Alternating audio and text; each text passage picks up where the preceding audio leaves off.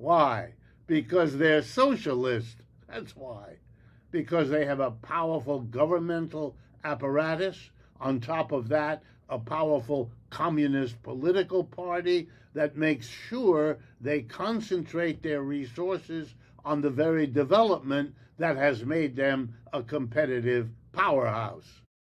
So the fact that they allow, which they do, capitalist enterprises to be as big as half their economy doesn't take away from the extraordinary coordination between private and public halves of their economy to achieve what no economy elsewhere in the world, private, public, or any combination, has been able to do. Okay. 大家好，今天要分享的是美国知名马克思主义经济学家理查德·托沃尔夫沃尔夫回应的一期节目节选。本期主题定为来自中国的竞争，产能过剩的迷思，沃尔夫将逐条拆解当下西方用来抹黑中国经济的两大主流偏见。在上篇内容里，他首先针对流传多年的错误观点展开反驳，也就是西方经常宣称的中国名义上走社会主义道路，本质却完全是资本主义。理查德·沃尔夫深耕经济学领域数十年，长期剖析资本主义体系与生俱来的各类缺陷，也一直客观对比中美两种截然不同的经济发展模式。他常年在美国高校授课，持续产出经济科普视频，敢于挣脱西方主流舆论的固有框架，实事求是看待中国数十年的发展成就。和那些带着偏见、刻意唱衰中国的西方政客、媒体不同，沃尔夫不会先入为主戴着有色眼镜评判中国，而是依托基础经济学理论，全球多国发展实例推导自己的观点。他抛出了一个直击本质的问题：不少发展中国家私营经济占比远高于中国发展时间和中国相近。为什么只有中国完成了跨越式的工业化崛起？他给出的核心答案正是中国特色社会主义制度之下，公有经济与私营经济相辅相成，协同发展的独特模式。下面我们一起来观看本期上篇，听听他完整客观的分析论述。Welcome, friends, to another edition of Wolf Responds. I'm going to call this one Chinese Competition, the Myth of Overcapacity. What do I mean? Well, as everyone knows who pays much attention, China is now the great other power in the economic systems of the world. Yes, it has caught up in many ways to the United States. It has done that in record time, and it is now literally neck and neck with the United States, competing on everything from low-tech to super high-tech and everything in between. And this competition from China, which you can see everywhere in our economy, of course not in the few places where Mr. Biden or Mr. Trump have erected tariff walls to save us from the competition that the Chinese products would otherwise present. But we know it. We see it. And so it has fallen to the defenders of the United States, which is in many, many cases losing the competition with China, to come up with a reason, to come up with face saving, to try to get people either not to see the competition, not to see how far the Chinese have developed their own economy, or to come up with excuses, ways of understanding what's happening that do not have to admit that China has achieved a competitive, extraordinary development in the last 30 years, far beyond anyone 30 years ago would have imagined possible. One way this kind of negative criticism has played itself out has been the effort of people in the West, which you don't hear so much about anymore, but which is still there, that China, insofar as it's a socialist economy, which is what the Chinese call their economic system, isn't really socialist. They just say that, but they're really capitalist. And why is that the case? Well, if you look at the Chinese economy, there are lots and lots of privately owned and operated capitalist enterprises. And that indeed is quite true.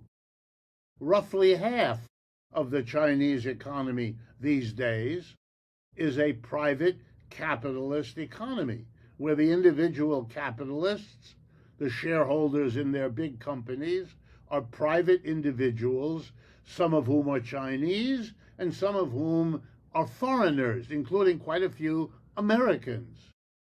All of that is true. The problem is it doesn't explain anything. Many other poor countries, 30 years ago, just as eager as China to develop, and having in their countries larger shares of the economy being capitalist, not socialist, they haven't been able to do as well as the Chinese. Why? Because they're socialist. That's why. Because they have a powerful governmental apparatus. On top of that, a powerful communist political party that makes sure they concentrate their resources on the very development that has made them a competitive powerhouse. So the fact that they allow, which they do, capitalist enterprises to be as big as half their economy doesn't take away from the extraordinary coordination between private and public halves of their economy to achieve what no economy elsewhere in the world, private, public, or any combination, has been able to do. Okay. That excuse having been pushed aside, let's turn to the one that has become more important, more loudly, more frequently encountered. The argument goes like this. It's not that China is better at it than we are. Oh, no. It's that China has overcapacity. In other words, it has produced the capability of producing much more than it immediately needs to consume. The supply has been increased by the socialist China far and above its demand, at least the demand at home. And in fact, even bigger than the demand that they can satisfy by exporting out of China. And being capable of producing such an excess, because they have this overcapacity, they are tempted, and they have fallen for the temptation, to unload extra output, what they can get from their overcapacity, at a low price, which is often called dumping in the world. Idea being, if you can't sell at a good price at home, you can always dump stuff abroad at a lower price. That's the argument. That's the charge. Now here's the answer to that charge, which I think clearly diminishes anything that ought to be credited in its favor. And here I'm just presenting very conventional economics to deal with this question. So let's begin. One of the things economists have noted for hundreds of years is what is called the economies of scale. The larger the quantity of goods you produce, in general, the lower the cost per unit of whatever that is. If you can produce 50 cars in a year, the cost will be quite high. If you can figure out how to produce 500 cars in a year, you can get the cost per unit down. The scale of your production shapes the cost of doing it. All right, if you're a Chinese company and you want to compete in the world against the likes of the United States, you have a built-in advantage which the Chinese have made use of. Their market is much larger now than the United States. They are able to produce a much larger scale of production because their economy, at home at least, has 1.4 billion people in it, whereas the United States, by comparison, has 330 million. Much, much, much less. Of course, the Chinese are aware if they take advantage of the large size of the demand they face at home, and they produce to meet that demand, they will be able to outcompete the United States because that size of production lowers the cost per unit relative to what an American competitor would do. And the Chinese have done that. And why is anyone surprised by this? This has been done by every capitalist competitor inside the United States and outside for the last 200 or 300 years that we've understood what the economies of scale are all about.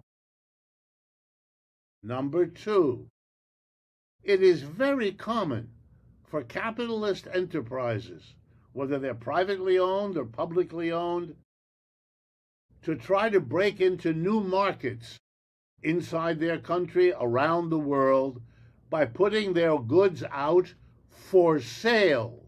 What does that mean? Lower the price. Get people to learn about your product so they can maybe, you hope, choose yours over whoever else was doing it by offering a lower price. And the Chinese do that. 看完本期上篇内容，相信很多人都会和我生出同样的感慨。长久以来，西方舆论圈始终在用一套固化的说辞，刻意曲解我国的经济体制。其中传播最广的论调就是视频里呈现的那套说法：中国只是口头标榜社会主义，实际上早已全盘资本主义化。他们判断这件事的依据十分片面，仅仅看到国内存在体量庞大的私营企业，就草率定下全盘否定的结论。但沃尔夫直接戳穿了这套逻辑存在的巨大漏洞。如果单纯依靠私营资本主义就能快速实现国家富强，过去30年里，全球一大批私营经济占比远超中国的落后国家，理应都能跟上工业化发展的步伐。可现实截然相反，绝大多数这类国家长期深陷发展停滞，贫富差距拉大，本土产业空心化的困境。两者最核心的差别就在于我们完整保留了公有制的根基，拥有强大的国家统筹规划能力。很多观众很容易陷入一个认知误区，简单把私营经济的存在等同于全盘资本主义。这两者完全不能画上等号。中国特色社会主义从发展之初就没有排斥市场活力，也没有否定民营资本的合理价值。我们主动放开民营经济发展空间，是借助市场力量拉动就业，丰富商品供给，激发市场创新。与此同时，依靠公有经济、国家宏观调控，牢牢把控关键核心产业，协调区域发展差距，守住民生保障的底线。公有经济、私营经济分工明确，互相赋能，这套协同发展的体系在全世界范围内都是独一份的。西方主流学者和政客不愿意正视这套模式的优势，根源是长期意识形态固化形成的认知盲区。在他们固有的思维体系里，社会制度非黑即白，要么是纯粹公有制，要么是纯粹私有制，根本不存在兼顾两者优势的中间发展道路。但中国几十年稳步向前的发展事实，实实在在打破了这种老旧片面的二元对立理论。视频中还有一处关键内容值得细细品味。沃尔夫提到中国具备强有力的党组织与政府统筹力量，这种力量能够跨区域、跨行业集中调配社会资源，朝着长期发展目标持续投入建设。反观纯粹的资本主义国家，资本只追逐短期高额利润，绝不会主动为全社会长远利益布局投入。这也是只有我们能搭建完整全产业链，持续推进产业升级的核心原因之一。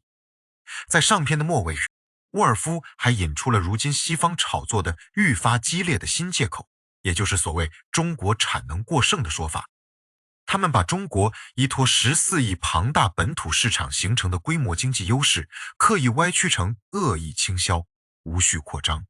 只要稍加梳理就能明白，规模经济是全球通用的基础经济规律。欧美国家当年完成崛起的全过程，都在依靠这套逻辑抢占全球市场。当年欧美依靠本土市场压低单品生产成本，向外输出商品时，从来没有任何一方指责他们产能过剩。如今中国走同样合理的经济发展路径，却迎来铺天盖地的指责，背后藏着的就是赤裸裸的双重标准。西方抛出这类说辞，本质是在全球产业竞争中落入下风之后，用来挽回颜面，限制我们发展的借口。他们不愿意坦然承认中国制度带来的独特发展优势，只能不断编造各类负面标签，束缚中国产业发展。沃尔夫作为土生土长的美国经济学家，没有盲从本国片面的舆论风向，客观中力梳理背后的经济逻辑，这一点格外难得。他并非一味吹捧，只是依托基础经济学原理、各国真实发展案例，客观对比不同体制的长处与短板。这也提醒我们，看待国际舆论不能只接收单一声音，要学会借助底层经济逻辑分辨偏见与客观事实。西方很多针对中国的指责看似有理有据，实际上全部建立在双重标准、片面截取事实的基础之上。本篇内容我们只拆解了第一重舆论偏见，关于产能过剩，完整深入的拆解分析都会放在下篇内容里。在下篇中，沃尔夫会结合中美住房市场现状、政府职能划分、企业竞争环境展开全方位对比，清晰解释中国主动超前布局产能背后的民生考量，分清合理规模扩张和西方口中所谓的恶意过剩。感兴趣的朋友一定不要错过下篇，看完才能完整看清西方这套反华话术里全部的逻辑漏洞。最后和大家多说一句，制作这类海外学者观点解读视频，需要耗费大量时间整理素材、校对字幕、梳理逻辑。如果本期内容对你有所启发，麻烦点赞、转发、分享给身边的亲友，让更多人客观看懂国际经济舆论背后的真相。记得关注本频道，下篇完整内容很快更新，我们下期再见。